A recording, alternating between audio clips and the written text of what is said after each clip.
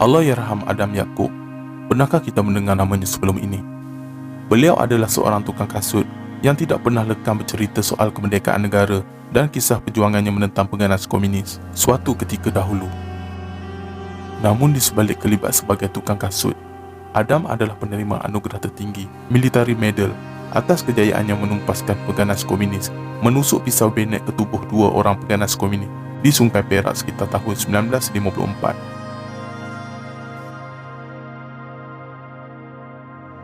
Adam yang dilahirkan pada 1 September 1933, beliau yang memegang nombor tentera 6870 merupakan anggota batalion kedua Regimen Askar Melayu Diraja di Port Dickson bermula 24 November 1951.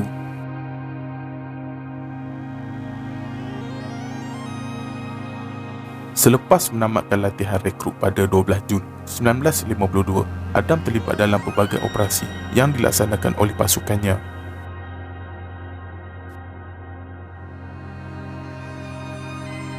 Antara peristiwa bersejarah semasa hayatnya ialah kejadian pada 6 Februari 1954 di Sungai Perak semasa kumpulannya menjalankan satu tugasan operasi, iaitu membantras pengganas komunis, apabila 8 rakannya ditembak mati oleh pengganas komunis di hadapan matanya sendiri.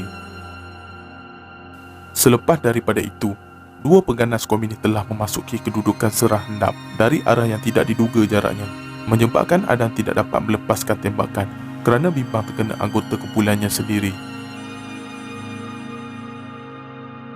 Dalam kejadian itu, membuatkan Adam terlalu marah dan geram di atas kematian 8 orang rakannya dalam operasi tersebut. Beliau membuat keputusannya sendiri untuk mencabar dan menangkap pengganas tersebut dengan menggunakan pisau bayonet yang dipasangkan di hadapan laras senapangnya sebelum beliau menerkam dan menikam bayonet ke tubuh pengganas komunis itu. Dalam kejadian itu, Adam sempat membunuh 2 pengganas komunis tersebut tanpa menggunakan satu butir pun peluru, hanya menggunakan pisau bayonetnya. Itulah pengorbanan dan jasa yang paling berharga yang sempat Allahyarham kongsikan pengalaman beliau kepada anaknya.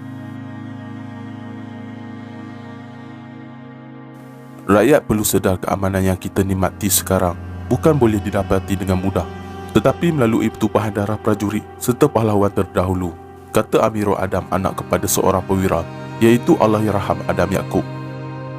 Allahyarham menghembuskan nafas terakhir pada usia 81 tahun di Hospital Tuanku Ampuan Najihah akibat jangkitan kuman di paru-paru dan kegagalan buah pinggang pada jam 2 pagi 19 Ogos 2015.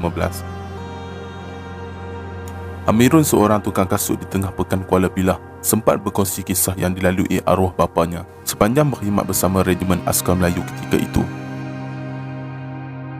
Semasa hayatnya, arwah bukanlah calang-calang orang kerana beliau berjaya membunuh 2 pengganas komunis menggunakan pisau bayonet yang diletakkan di hujung senapangnya.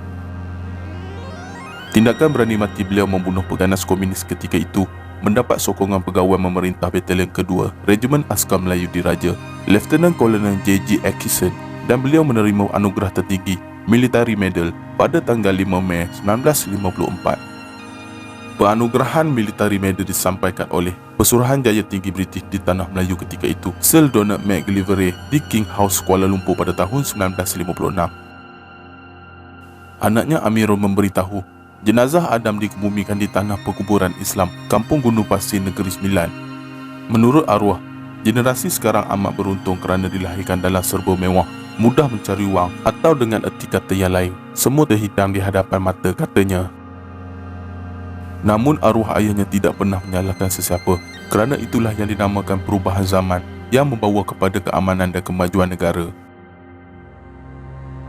Bagaimanapun arwah bimbang, sekiranya kemerdekaan dikecapi selama ini tidak dijaga dengan baik, pasti anasir-anasir jahat akan mudah merosakkan jasa serta pengorbanan perwira terdahulu.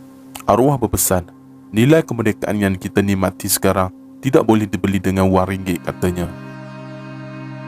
Menurut Amirul lagi, walaupun wajah arwah ayahnya bengis, serius dan payah tersenyum, tetapi beliau adalah seorang yang penyayang dan baik hati. Ayah hanya serius ketika bertugas, tetapi di luar, beliau seorang yang mudah untuk berbual. Dia menjaga kami 8 beradik dengan baik dan penuh kasih sayang. Ayah juga mempunyai latar belakang pendidikan agama tinggi. Salah seorang guru agamanya ialah Allahyarham Tan Sri Hasan Azhari. dan beberapa guru agama di Kelantan katanya. Jelas Amirul lagi, dia sempat belajar membaiki kasut dengan arwah ayahnya bermula tahun 2000 kerana ketika itu dia tidak mempunyai pembantu untuk membantunya membaiki kasut. Akibat kecederaan yang dialaminya ketika bertempur, pasukannya menghantar ayah untuk berkursus sebagai tukang kasut dengan seorang berketurunan Inggeris di Singapura pada tahun 1955. Selepas bersara, Adam yang berpangkat Last Corporal ketika itu meninggalkan pasukan tentera pada 23 November 1974 dan terus memberi tumpuan pada kejayaannya, iaitu tukang kasut di pekan ini, dan saya adalah antara anaknya yang mewarisi ilmu daripada beliau. Semua peralatan yang saya gunakan sekarang adalah milik beliau. Antara peninggalan yang sangat saya sayangi adalah tapak kaki besi dan sepasang kasut yang dibaiki arwah ayah yang tidak dituntut hingga sekarang. Jasa dan pengorbanan perwira yang tidak didendangkan namanya ini amatlah besar kepada kita semua. Tanpa mereka yang bersengkang mata demi menjaga keamanan negara untuk kesenangan anak cucu kita tidak terbalas oleh kita semua. Admin berharap generasi sekarang dapat menjaga keamanan ini tanpa mengira bangsa dan kaum. Sebelum admin berundur, anda jangan lupa like, komen dan subscribe dan hidupkan butang loncengnya supaya anda tidak ketinggalan apabila admin ada keluarkan cerita yang baru.